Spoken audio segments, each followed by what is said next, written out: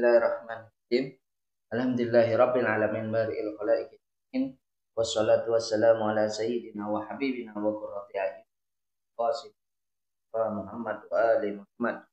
Allahumma shalli ala Muhammad wa ali Muhammad. Ikhwan ya talabah, aku lakum assalamualaikum warahmatullahi wabarakatuh. Alhamdulillah kita masih bisa berjumpa kembali dalam pelajaran yang dimana pada pertemuan pembelajaran kali ini kita akan membahas tentang bab baru, yaitu tentang pembahasan iman kepada malaikat. Bagaimana kita sudah menyelesaikan pembahasan tentang sifat-sifat wajib bagi Allah yang sudah kita jelaskan pada pertemuan sebelumnya. Nah, sebelum kita membahas secara terperinci tentang iman kepada malaikat, maka setidaknya kita terlebih dahulu harus mengetahui tentang apa definisi atau pengertian dari al-malaikah. Di mana pengertian atau definisi al-malaikah yaitu adalah jisim yang halus yang diciptakan dari cahaya. Malaikat juga diciptakan dengan tidak memiliki segala kelamin, yaitu baik pria maupun wanita. Sehingga para malaikat itu juga tidak memiliki nafsu, itu tidak makan, minum, dan juga tidak tidur, dan juga tidak kawin dan sebagainya. Dan juga para malaikat ini adalah salah satu makhluk yang paling taat dan paling patuh kepada semua perintah Allah.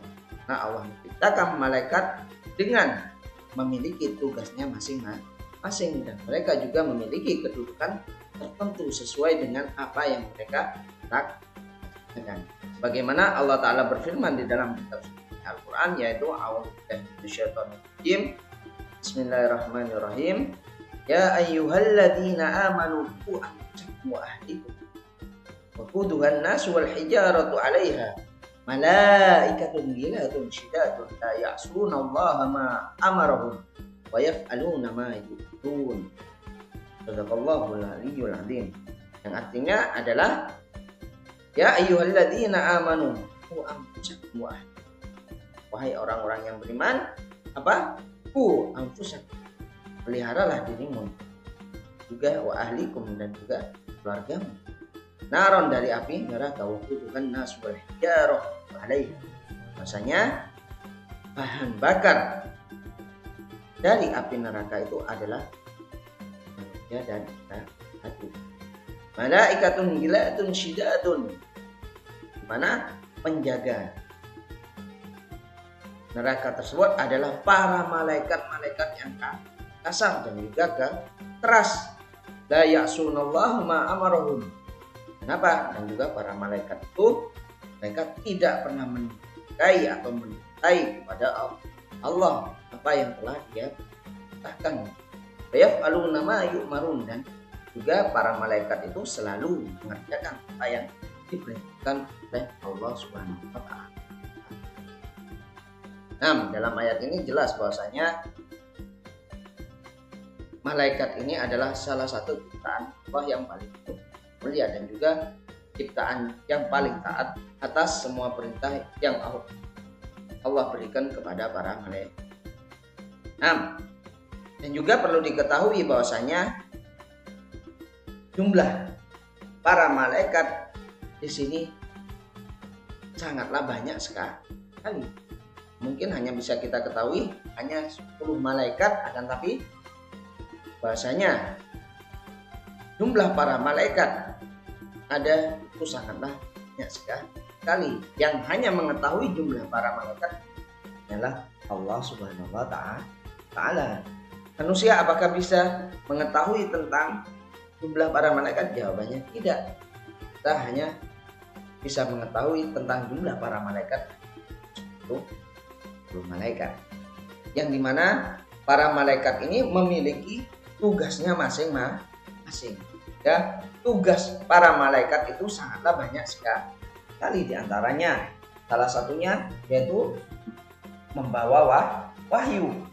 Yang kedua tugasnya yaitu apa? Menurunkan hujan. Yang ketiga tugasnya yaitu apa? Mendoakan orang-orang yang mencari ilmu. Yang keempat, apa? Tugasnya adalah mencatat amal baik dan juga tugasnya para malaikat sangat banyak sekali dan lain sebagainya. Nah, setelah kita mengetahui tentang definisi malaikat dan juga jumlah para malaikat dan juga tugas-tugas para malaikat, maka selanjutnya kita akan membahas tentang sebuah pertanyaan, yaitu apakah manusia bisa melihat malaikat? Nah, di sini ada sebuah pertanyaan, apakah manusia bisa melihat malaikat? Di sini ada dua jawaban yang bisa kita jawab atas pertanyaan tersebut. Karena jawaban yang pertama yaitu manusia tidak bisa lihat malaikat itu apabila malaikat itu berupa bentuk asli atau tidak menjelma berupa manusia atau bentuk yang lain. Kenapa? Karena malaikat adalah sebuah isi yang sangat halus yang tidak bisa dilihat oleh mata kita. Nah, inilah jawaban pertama atas pertanyaan apakah manusia bisa melihat malaikat. Nah, jawaban yang kedua yaitu apakah manusia bisa melihat malaikat? Jawabannya bisa. Yaitu siapa? Hanya khusus para nabi. Bahasanya apa? Para nabi bisa melihat malaikat dalam bentuk yang asli. Dalam bentuk yang asli itu apa? Yaitu dalam bentuk jisim yang halus. Karena apa? Karena itu adalah sebuah keistimewaan khusus untuk para nabi. Yaitu untuk apa? Untuk menerima masalah agama dan juga hukum-hukum syariat. Tidak dianggap aneh juga apabila terdapat beberapa benda yang tidak bisa dilihat oleh mata. Nah, dalam keadaan biasa kadang ada hal-hal yang mudah dicerna oleh akal dan juga ada yang tidak mudah dicerna oleh akal. Karena sesungguhnya di depan kita yaitu banyak benda yang hidup ataupun juga benda yang mati, akan tetapi mata kita tidak dapat melihatnya, karena sesungguhnya apabila tidak ada sebuah alat yaitu alat mikroskop, maka niscaya pikiran kita akan mengandaikan bahwasanya apa? Benda-benda yang ada di hadapan kita itu tidak ada. Kenapa? Karena dengan begitu juga tidak heran apabila sebagian orang diberikan sebuah keistimewaan untuk apa? Untuk melihat beberapa benda yang tidak mampu ditangkap oleh mata kita. Karena perbedaan kekuatan penglihatan atau kelemahan penglihatan mata kita adalah apa? Sebagai hikmah yang bisa diambil pelajaran bagi orang-orang yang berat. Nah, inilah jawaban atas pertanyaan apakah manusia itu bisa melihat malaikat. Nah, setelah kita mengetahui tentang pembahasan apakah manusia bisa melihat malaikat, maka selanjutnya kita akan membahas tentang mana yang lebih mulia antara manusia dan malaikat. Karena pembahasan ini sangatlah penting untuk kita ketahui di mana kedudukan manusia, apakah derajatnya bisa lebih tinggi daripada malaikat atau derajatnya bisa lebih hina daripada malaikat. Lalu kita ketahui bahwasanya manusia di sini memiliki dua derajat tingkatan, yang dimana tingkatan pertama derajat manusia yaitu lebih mulia daripada malaikat apabila manusia menggunakan akalnya dan mengalahkan hawa nafsunya dalam melaksanakan ketaatan kepada Allah Subhanahu wa taala. Ini tingkatan pertama derajat manusia, itu bisa lebih mulia daripada malaikat apabila manusia itu mendahulukan akalnya daripada hawa nafsu. Ini tingkatan pertama. Selanjutnya tingkatan yang kedua, derajat manusia yaitu akan lebih hina dari apa? Dari binatang. Apabila manusia itu mengikuti hawa nafsunya dan mengalahkan akalnya dalam melakukan ketaatan kepada Allah Subhanahu wa Ta'ala. Kata kedua yaitu manusia apa? Lebih hina dari apa? Dari binatang. Apabila manusia itu mendahulukan hawa nafsunya, akalnya dalam melaksanakan perintah atau ketaatan kepada Allah Subhanahu wa Ta'ala, di mana Allah Ta'ala berfirman di dalam kitab sucinya Al-Quran,